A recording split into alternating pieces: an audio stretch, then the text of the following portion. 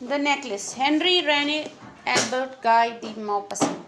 Henry Rene Albert Guy de Maupassant, 5th August 1850, 6 July 1893, was a popular 19th century French writer and considered as one of the fathers of the modern short story.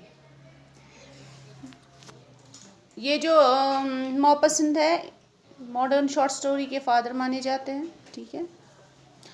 और a prodigy of Gustave Flaubert, Maupassant's stories are characterized by their economy of style and their efficient, effortless denouement. Prodigy का मतलब होता है student एक तरह का. हाँ, ये किन के स्टूडेंट थे, मतलब इनको इन्फ्लुएंस किसका था? गस्टो फ्लॉबर्ट का, ठीक है. वो भी एक राइटर थे, उनसे वो इम्प्रेस थे. और मौपसंत की जो उसका जो स्टाइल है इकोनॉमिक है, यानी कि ज़्यादा कम वर्ड्स में अपनी बात को कह पाना, that is called economy of style और इकोनॉमी ऑफ वर्ड्स. हाँ, कम से कम लफ्ज़ों में अपनी बात को एक्सप्रेस कर पाना. एफर्टलेस डिनोमेंट, यानी कि डिनोमेंट क्या होता है? फाइनल जो होता है ना, क्लाइमैक्स. हाँ, स्टोरी का end, climax. Denouement is that. और वो भी इनका होता था डिफरेंट, ठीक है. जो क्लाइमैक्स एंड होता था वो डिफरेंट होता था इनकी स्टोरीज का. His well knit plots greatly influenced Somerset Maugham and O. Henry. अब ये खुद किन से इम्प्रेस थे? गस्टव फ्लॉबर्ट से. और इनसे कौन इम्प्रेस था? सॉमरसेट मॉगम और ओ हेनरी. तो वो भी काफ़ी बड़े राइटर्स हैं सॉमरसेट मॉगम. मैनी ऑफ द, जैसे कि उन्होंने सॉमरसेट मॉगम की एक बुक मुझे याद आ रही है, ये ओल्ड मैन एट द सी उन्होंने लिखी हुई है, ठीक है. बहुत ही मशहूर किताब है, फेमस है. Many of the stories are set during the Franco Prussian war of the 1870s, and several of them described the futility of war and the innocent civilians who, caught in the conflict, emerged changed. He also wrote about 6 short novels. तो इन्होंने 6 short novels लिखी है, ठीक है. ये जो necklace है ये भी इनकी शॉर्ट स्टोरी है, और ये अक्सर इनको बहुत सारी लैंग्वेज में ट्रांसलेट किया गया है और स्टेज पे परफॉर्म किया गया है. इनकी ड्रामा बनाए गए हैं जो हमने टीवी पे भी देखे हैं, ठीक है. नेकलेस इवन हिंदी में भी ये हुआ है ट्रांसलेट, ठीक है. और यहाँ पे टीवी पे चलता था जब हम छोटे थे, तो हमने भी देखा था ये necklace. In 1880 he published what is considered his first masterpiece, Peau de Souffle. ये फ्रेंच है, हाँ, इसलिए ये डिफरेंट है. Peau de Souffle का मतलब होता है बॉड का मतलब होता है बैड टेम्पर, ठीक है. फ्रेंच है ये, French language. Which met with an instant and tremendous success. काफ़ी सक्सेस इन्होंने हासिल की इस बुक ने. ये फ्रेंच लैंग्वेज है.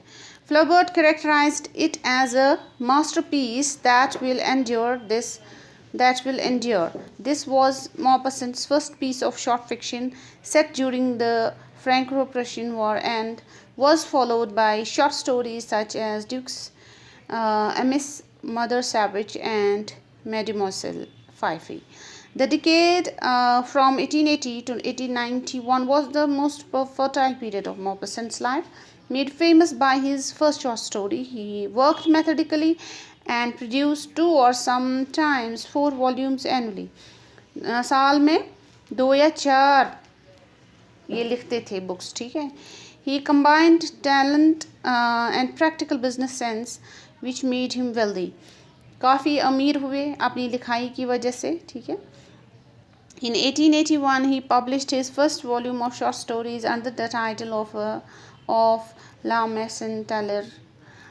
It reached its 12th edition within 2 years in 1883. He finished his first novel, Ennui, translated into English as A Woman's Life, 25,000 copies of which were sold. इससे पता चलता है कि इनकी लिखाई कितनी इम्प्रेसिव थी और कितना लोग पसंद करते थे। कि आप यहाँ पे देखो कि 25,000 copies of which were sold in less than a year. ठीक है, 1 साल के अंदर अंदर 25,000 उनकी बुक्स इस नावल की बेची गई, वुमेन्स लाइफ। हाँ, in this novel, he concentrated all his observations scattered in his short stories. His second novel, Belle Emmy, which came out in 1885, had 37 printings in 4 months. 37 printings in 4 months.